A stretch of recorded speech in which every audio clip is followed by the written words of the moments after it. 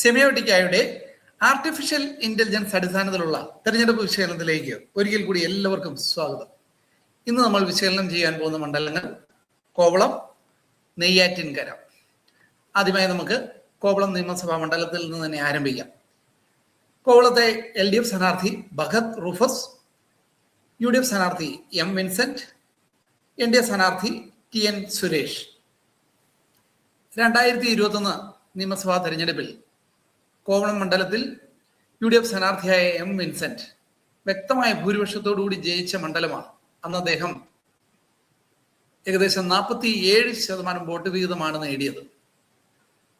നിലവിലത്തെ രാഷ്ട്രീയ സാഹചര്യത്തിൽ ഓരോ രാഷ്ട്രീയ പാർട്ടികളുടെയും ജയപരാജയങ്ങളെ തീരുമാനിക്കുന്ന 5 ഘടകങ്ങളിൽ കോവളത്തെ സമ്മതിദായകർ എങ്ങനെയാണ് അവിടുത്തെ ഓരോ സ്ഥാനാർത്ഥികളെയും വിലയിരുത്തുന്നതെന്ന് നമുക്ക് നോക്കാം. പ്രാദേശിക വികസനത്തിന് LDFനാണ് അവിടുത്തെ വോട്ടർമാർ 1ാം സ്ഥാനം കൊടുത്തിരിക്കുന്നത്. 2ാം സ്ഥാനം UDF.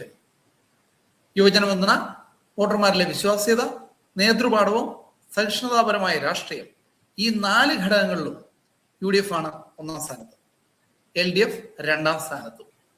നിലവിലുള്ള എല്ലാ ഘടകങ്ങളെയും വ്യക്തമായി ആർട്ടിഫിഷ്യൽ ഇന്റലിജൻസ് ഉപയോഗിച്ചുകൊണ്ട് സെമിയോട്ടിക്ക അപഗ്രഥിച്ചിരിക്കുകയാണ്. അതിനെ ബേസ് ചെയ്തുകൊണ്ട് ആരാണ് ഇവിടുത്തെ ഇലക്ഷൻ ജയിക്കുവാൻ പോകുന്നത് എന്ന് നമുക്ക് നോക്കാം. നിലവിലത്തെ സാഹചര്യത്തിൽ UDF സ്ഥാനാർത്ഥിയായ M വിൻസെന്റ് 42% വോട്ട് വിഹിതം നേടി ജയിക്കുമെന്നാണ് സെമിയോട്ടിക്കയെ പ്രവചിക്കുന്നത്. LDF സ്ഥാനാർത്ഥിക്ക് 39% വോട്ട് വിഹിതവും NDA സ്ഥാനാർത്ഥിക്ക് 20% വോട്ട് വിഹിതവുമാണ് സെമിയോട്ടിക്ക പ്രവചിക്കുന്നത്. ഇനി നമുക്ക് നെയ്യാറ്റിൻകര മണ്ഡലത്തിലേക്ക് പോകാം. നെയ്യാറ്റിൻകര മണ്ഡലത്തിലെ LDF സ്ഥാനാർത്ഥി K അൻസലൻ, UDF സ്ഥാനാർത്ഥി N ശക്തൻ, NDA സ്ഥാനാർത്ഥി BJPയിലെ S രാജശേഖരൻ നായർ. 2021 നിയമസഭാ തെരഞ്ഞെടുപ്പിൽ നെയ്യാറ്റിൻകര മണ്ഡലത്തിൽ K അൻസലൻ LDF സ്ഥാനാർത്ഥി 48% വോട്ട് വിഹിതം നേടി വ്യക്തമായ ഭൂരിപക്ഷത്തോടുകൂടി ജയിച്ച മണ്ഡലമാണ്. നിലവിലത്തെ രാഷ്ട്രീയ സാഹചര്യത്തിൽ സ്ഥാനാർത്ഥികളുടെ ജയപരാജയങ്ങളെ തീരുമാനിക്കുന്ന ഘടകങ്ങളിൽ നെയ്യാറ്റിൻകരയിലെ വോട്ടർമാർ എങ്ങനെയാണ് ഓരോ പാർട്ടിയെയും വിലയിരുത്തുന്നതെന്ന് നമുക്ക് നോക്കാം. പ്രാദേശിക വികസനത്തിലും യുവജന പിന്തുണയിലും 1ാം സ്ഥാനം LDFനാണ്. UDF ഈ 2 ഘടകത്തിലും 2ാമതാണ്. വോട്ടർമാരുടെ വിശ്വാസ്യത, നേതൃപാടവം, സഹിഷ്ണുതാപരമായ രാഷ്ട്രീയം, ഈ ഘടകങ്ങളിലെല്ലാം UDF 1ാം സ്ഥാനത്താണ്, LDF 2ാം സ്ഥാനത്തും.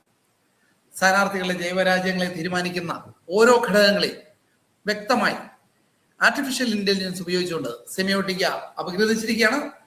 അതിനെ അടിസ്ഥാനമാക്കി ആരാണ് നെയ്യാറ്റിൻകര മണ്ഡലത്തിൽ ജയിക്കാൻ പോകുന്നത് എന്ന് നമുക്ക് നോക്കാം. ഇതാ സെമിയോട്ടിക്ക AI നമുക്ക് വേണ്ടി പ്രവചിക്കുകയാണ്.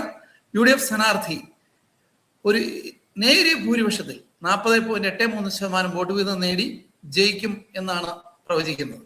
LDF സ്ഥാനാർത്ഥിക്ക് 39% വോട്ട് വീതവും NDA സ്ഥാനാർത്ഥിക്ക് 21% വോട്ട് വീതവുമാണ് സെമിയോട്ടിക്ക പ്രവചിക്കുന്നത്.